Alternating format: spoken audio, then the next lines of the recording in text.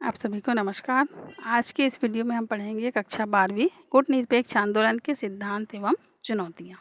गुट निरपेक्ष आंदोलन क्या है, इसको हम पिछले वीडियो में पढ़ चुके हैं। अब इसकी सिद्धांत और चुनौतियों को पढ़ते हैं। गुट निरपेक्ष आंदोलन का प्रथम सम्मेलन हुआ 1961 में बेलग्रेड। इसको याद कर लेंगे, आता है एक नंबर का। 1961 में बेलग्रेड में गुट निरपेक्ष आंदोलन का प्रथम सम्मेलन हुआ था और इस सम्मेलन में 5 निर्णायक तत्व चुनौती निर्धारित किए गए थे जो 5D के नाम से प्रसिद्ध है।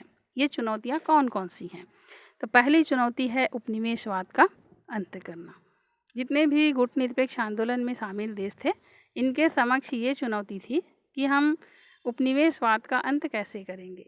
विश्व में अभी भी कई ऐसे देश थे जो गुलाम थे, तो ऐसे देशों को गुलामी की जंजीरों से मुक्त करना ये इनके लिए बहुत बड़ी चुनौती थी।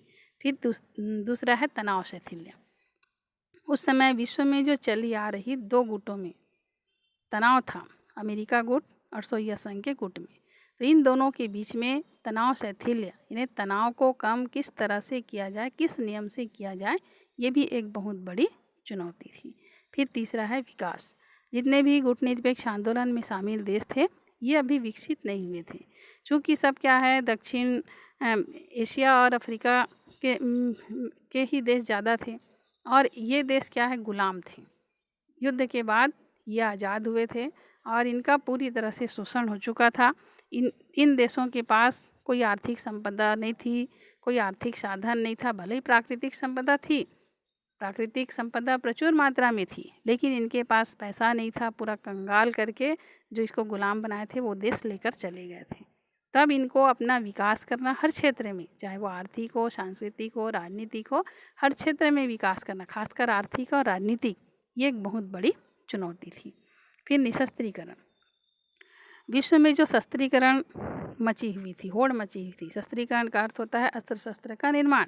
अस्त्र शस्त्र 2 प्रकार के होते हैं, एक है परंपरागत, दूसरा है आणविक। परंपरागत अस्त्र जैसे तलवार, भाला, बर्छी, ये परंपरागत है, इससे पर्यावरण को कोई नुकसान नहीं पहुंचता है। लेकिन आणविक अस्त्र शस्त्र से मनुष्य के साथ साथ पर्यावरण को भी नुकसान पहुंचता है। तो यही अस्त्र शस्त्र का निर्माण न किया जाए, आणविक अस्त्र शस्त्र का निर्माण न किया जाए या कम से कम किया जाए, ये कहलाता है निशस्त्रीकरण। तो ये भी इनके समक्ष एक बहुत बड़ी चुनौती थी। फिर अंतर्राष्ट्रीय संस्थाओं का प्रजातंत्रीकरण।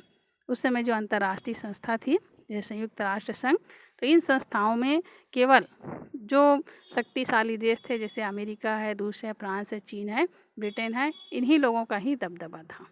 तो कैसे इनके दबदबा से निकाला जाए इनको और लोकतंत्र किया जाए, यानी छोटा बड़ा देश, हर देश को इसमें सम्मानजनक स्थिति प्राप्त हो, हर देश की सुनी जाए, हर देश यहाँ पर अपनी भूमिका निभाए, हर बड़े बड़े पद पर बैठे, हर बड़े बड़े निर्णय ले, ये सब प्रजातंत्र कहलाता है। तो प्रजातांत्रिकरण कैसे किया जाए, ये भी एक बहुत बड़ी चुनौती थी। तो उपरोक्त 5 तत्वों के आधार पर सदस्य राष्ट्रों के लिए कुछ सिद्धांत निश्चित किए गए। कौन कौन सा सिद्धांत? तो पहला है सह अस्तित्व के सिद्धांत पर आधारित स्वतंत्र गुट निरपेक्ष नीति अपनाना। सह अस्तित्व मतलब ये होता है कि एक दूसरे के अस्तित्व को स्वीकार करना।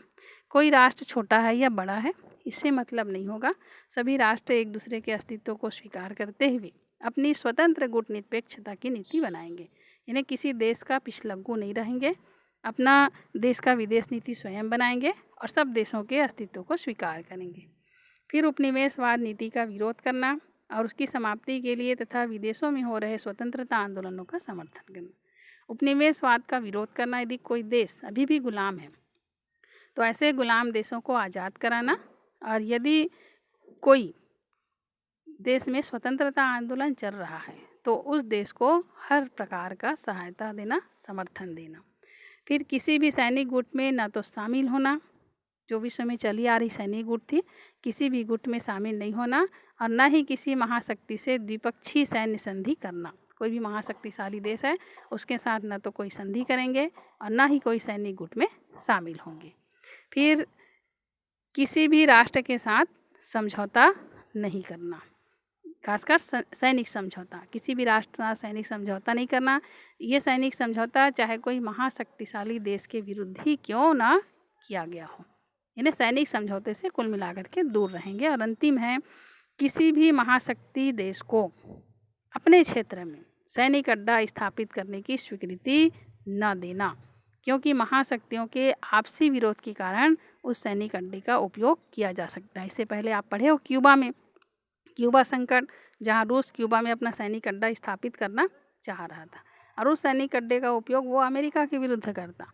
तो ऐसा कोई भी महाशक्तिशाली देश किसी भी अन्य देश के क्षेत्र में यदि अपना सैनिक अड्डा स्थापित करेगा तो उसका किसी हर प्रकार से विरोध होगा और यहाँ पर सैनिक अड्डा का विरोध किया जाएगा, चाहे वो कोई भी महाशक्तिशाली देश करता हो, क्योंकि इससे लड़ाई झगड़े की स्थिति ही निर्मित होगी।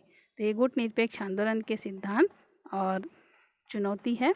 और इसके बाद अगले वीडियो में हम पढ़ेंगे गुट निरपेक्ष आंदोलन की विशेषताएं और कमजोरियाँ।